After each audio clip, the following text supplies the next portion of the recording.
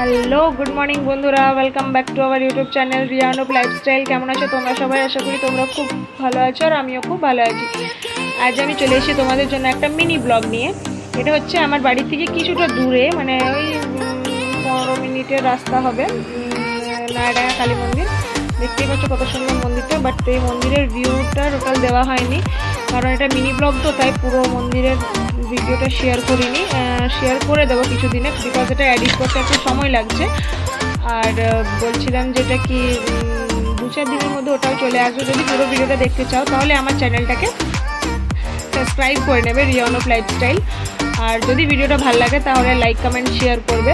মানে বাগানও ছিল কিন্তু এখন বাগানটা নেই, তো শীতকালের সময় বাগানটা আরও ওই গেঁদা ফুল বেগেরা দিয়ে মানে বাগানটাকে সাজানো হয়।